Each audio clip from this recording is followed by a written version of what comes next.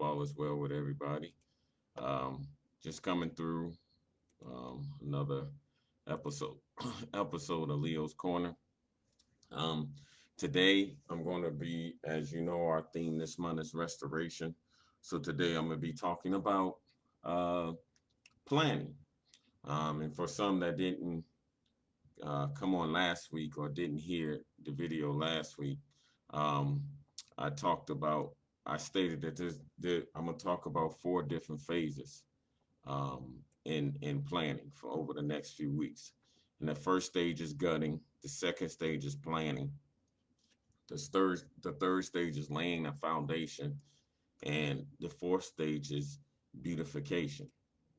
But right now we're in the planning stage, and for some that wasn't there, I'll just go over what I said about the gutting.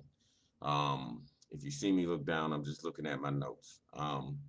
So gutting, uh, that's the first thing you want to do in any restoration process.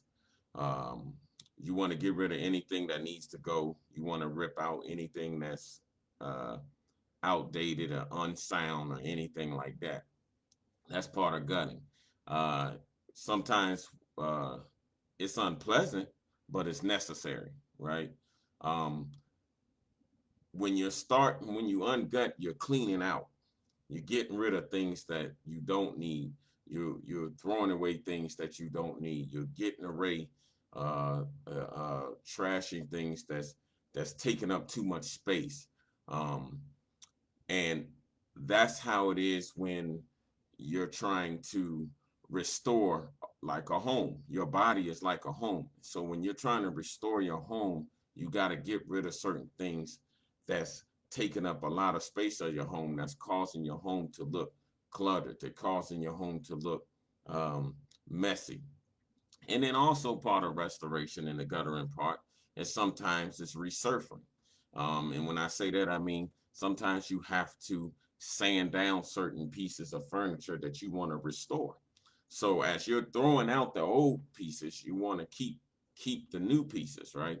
I mean, not keep the new pieces, but keep some of your old pieces, but you may want to restore it, make it look better. So that means you may have to sand it down, right? You may have to sand the furniture down to get off the old coat. So that's how God does us sometimes. He strips us down. He gets rid of the old coat so he can begin to add the new coat, to add the new look to us that we're trying to acquire. And sometimes that includes removing every lie that we believe, every false identity that we've taken on. Um, um, and sometimes it's painful and slow, but we know God is the master craftsman, right? So as we begin to get rid of all of this uh, unwanted furniture and begin to restore the furniture that we want to keep, then it opens up room and it opens up space for us to begin to see things and to see how we may want to go about things. And that's where the planning comes into be, right? Planning is the second part of your restoration. After you've gutted it, now it's time to start looking at planning. Now, see, once you've taken everything out, see, you can't begin to plan if everything is still in the way. If your lies are still in the way, if your false identity of yourself is still in the way, if you're still cluttered by a lot of noise and a lot of people that shouldn't be in your life, or like with your weight loss, if you're still hanging on to old habits, if you're still trying to go from fad to fad to fad, if you're still trying to do some of the old things that you used to do because you don't want to change what you want to change who you are, but you don't want to change the things that you do. All that stuff is now gone. So now that you've gotten rid of all of that stuff, now you can begin to plan. So now that you're planning, um, it can be difficult. I'm not going to say that it's not difficult. Planning is a difficult stage, okay? Because sometimes when we're planning, we don't always see God's plan. A lot of times we see only our plan. And instead of trusting the process that he's already put forth for us, we'll begin to make our own plans and begin to go in ways that, even though it's clear, we'll still be going far off than what we need to do. So sometimes as we're fixing our home, and although we begin to not develop a trust in the process that has already been given to us. Say we talk to a, let's say a person who restores homes, a person who's developed a blueprint for us. So we look at that blueprint, but sometimes what we'll do is we'll go in and see something different, so we'll follow a different process and go on our own plan. So then when we go on our own plan, sometimes it causes things to be messed up. There, whereas if we would have followed the blueprint, there were steps and reasons to why that person may put that process together for your particular home, right? So it's the same way with God.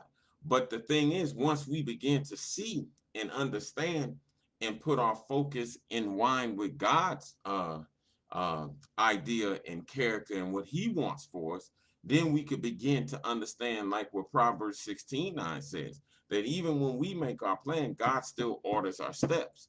So when we begin to see God's plan, then we'll begin to, or we begin to, what should I say? I don't want to say see His plan. Let's say that we begin to submit to His plan or to His ways, then He'll begin to order our steps. So as we begin to restore our homes, begin to sand down the furnitures that we're trying to restore, as we decluttered it, we'll begin to see the steps that God has taken us and where He's trying to lead us. It's the same way when you're trying to eat healthy, or you're trying to uh, uh, become healthy, or you're trying to lose weight, or you're just trying to become a better person in life, or just become better within life, or deal with life things. We have to humble ourselves to God's ways to allow us to be able to deal with the ways of the world. And sometimes we can't see His ways because we are not Him. But we have to have faith and trust in His blueprint, that if we stay focused on His way of what we already know, like in, I think it's Deuteronomy 29:29, when he says, hold on, let me pull it up so I can exactly say it. In Deuteronomy 29, the Lord our God has secrets known to no one, but we are not accountable for them. But we and our children are accountable for whatever, for forever, for all that He has revealed to us, so that we may obey all the terms of those instructions. So in other words, He's already laid everything out in the scripture. He's given us truth. He's given us promises. So if we can stand on them without even focusing on what He's trying to show us, then it'll come about anyway, because He's already gave us provisions for it. Does that make sense? So as we begin to move uh, in our planning mode, we just have to know that God never intends to leave us bare or raw. His plans are always good for us. He's always going to have a way for us to complete what we're trying to complete. We just have to believe and follow that process. But before we can even follow that process or have faith, we got to declutter and get rid of stuff, and sometimes sand and restore some things and sand down some things, that so God can come in and do the things that he needs to do for us, so we could begin and continue the process of restoration. I hope that made sense to anybody. If anybody have any questions or concerns, you definitely can ask. I definitely will answer the questions or whatever. Um, Next week, like I said, we'll be continue this process and keep going over restoration, and in the process of restoration, we'll be going over to phase 3.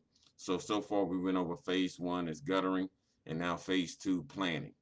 All right. So I hope it was a blessing to you. Let me pray us out.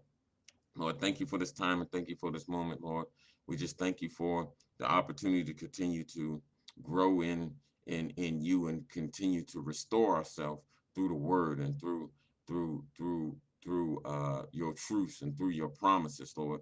We just thank you for the opportunity that you've given us because of your love and grace and mercy to us. So, Lord, we just ask you to continue to let us grow and walk towards you as we continue to restore our lives, restore our minds, restore our spirits, restore our souls, restore everything that may have been taken over the past year or may have been taken over the past years, or even just recently, Lord.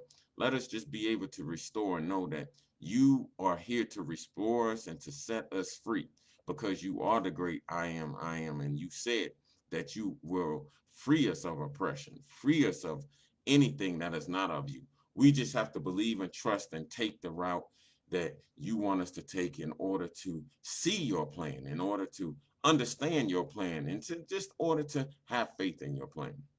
So, Lord, we just thank you and praise you and give you glory. And I just ask for restoration for all the women in the group who may be dealing with things spiritually, may be dealing with things mentally, who may be dealing with things physically. We just ask for restoration. And it doesn't necessarily mean to repair them physically, but just restore them spiritually and mentally, and knowing that no matter what, they are content and know that you are in control and okay with everything. So, Lord, we thank you and we praise you and we give you glory in the name of Jesus. Amen. All right, everyone, you have a good day. I'll talk to you soon. Be good, enjoy, be blessed.